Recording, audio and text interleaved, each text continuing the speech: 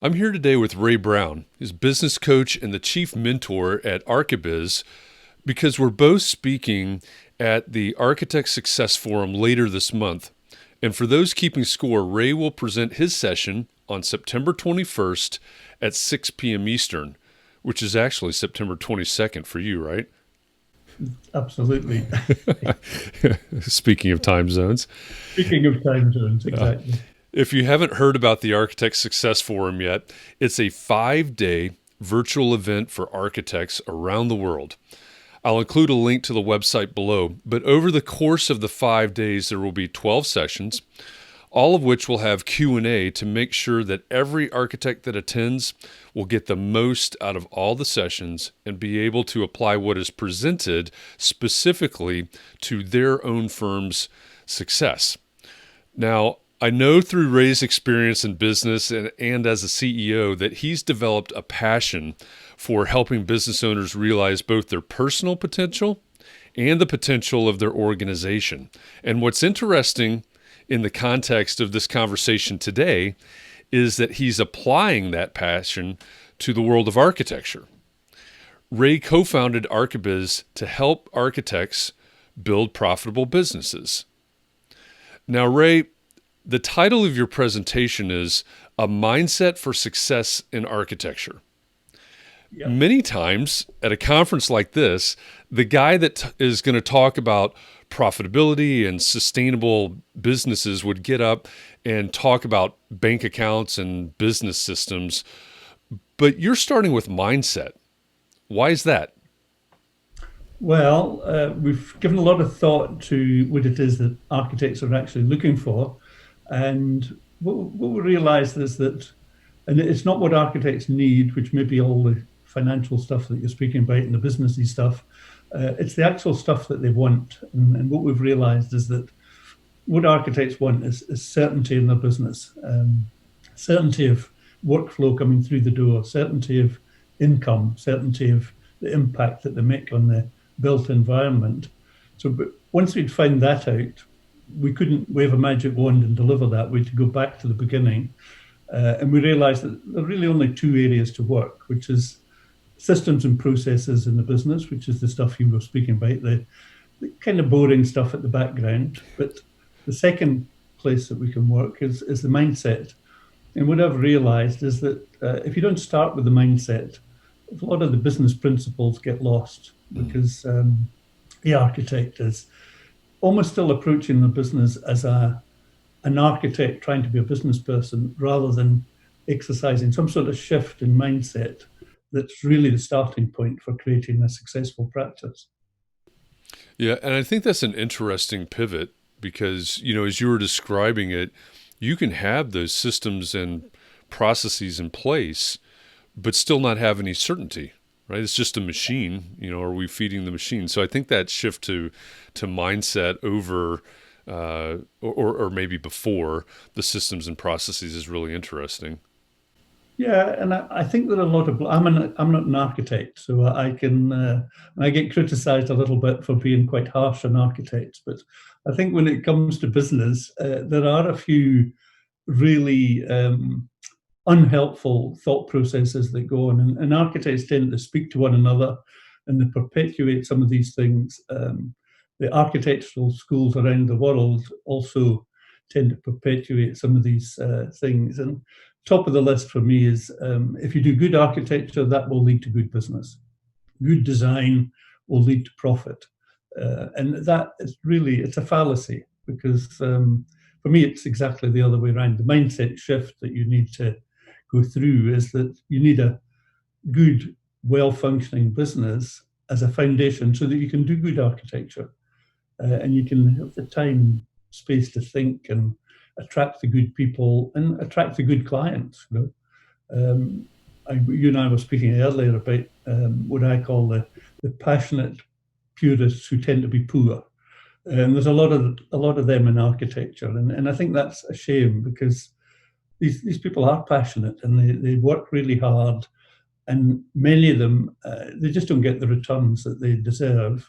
And quite often I meet architects who are actually disillusioned with where they're at in their practice. Yeah, and it's interesting. You were just talking about basically building that business foundation so that that you can, practice your art. And that's I teach a pro practice class. We were talking about that earlier, and we had that exact discussion last night. Right? If you don't build a strong foundation in your business to support being able to practice your art or practice your craft, then you're not going to be practicing that art for very long. Yeah, Yeah. So yeah, it, and I think yeah, I sometimes I describe it also as it's like the Van Gogh syndrome, where you do these wonderful paintings and you're very famous after you've gone, but that doesn't do much for your family or your lifestyle or your enjoyment of life while you're living. And for me, I think that's we need to aspire to be more than that. yeah, that's a really great point there.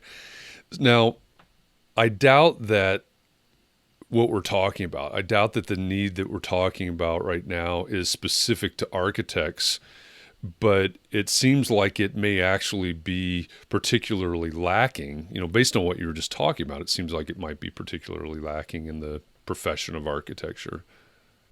Yeah, yeah. I think I this mindset shift. I actually describe sometimes the difference between being a technician and being a leader. And architects are taught to be really good technicians. They're a bit like lawyers and accountants.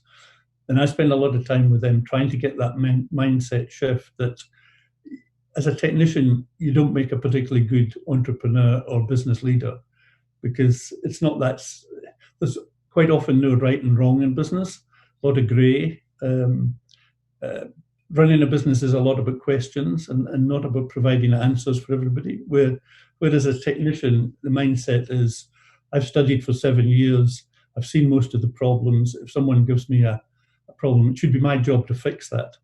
And shifting that mindset so that you can coach other people, and even when it comes to sales, the you don't want to be a technician trying to be a salesman. You need to be more of a leader and lead the client through the process so that the client gets what they want, not what you think they need, and not solving problems that you've met 20 times before. That's a recipe for clients being unhappy in the end because they haven't got what they want. Yeah, yeah, that's a really important point. I hope people rewind and listen to that a couple of times. That's a reality. So let me ask you one final question, Yep. and that question is, what's one question about a success mindset that most people don't ask, but they should? Yeah, well, I'll let people into a secret that you forewarned me of this question, and I find it difficult when you give me the question in the first place, and I still find it quite difficult. I think the answer that I would give would be, what is mindset? Oh, and why is it so important to me and my business? I've developed a mindset through all the years. It's done me perfectly well up to now. Why would I, as an architect, have to challenge my thinking to the extent of just, and some of the time I've got the wrong mindset for running a practice? That's a pretty challenging question for someone to ask of someone like me. But if you don't ask that and you're not open to changing your mindset, then you're probably limited. You're kind of limited to what you already know, and you're not exposing yourself to. I often speak a lot about the power of vulnerability, and I think it takes confidence to be vulnerable in a lot of cases, and that's a paradox that people struggle with when they're thinking about mindset, because again they've been taught as a technician that vulnerability and weakness and saying you need help or you're not quite sure of the answer, it doesn't come easily to most architects. Yeah, that's a great point, and that's a great way to wrap this all the way back around to the top of the conversation as well. It's starting with the mindset rather than the systems and the processes. So I appreciate that answer, and I know it's a hard question. That's why I ask it. So, Ray, I really I, appreciate you taking the time to record this conversation with me. And I'm looking forward to your talk, A Mindset for Success in Architecture. And again, that'll be on Monday, September 21st at 6 p.m. Eastern. And I will put the link to the website and the information about Ray's talk in the comments below. So, Ray, thanks a lot for indulging me with this conversation today. it's been an absolute pleasure. And I am sorry I got the time zone wrong this morning, but Oh, we got there in the end. oh, absolutely. And it's just amazing that we're talking to each other in 2 different days. So, Absolutely. Okay. You have a nice. You must have a nice day. I'm off to bed now. all right. Thank you, Ray. Appreciate it. Okay.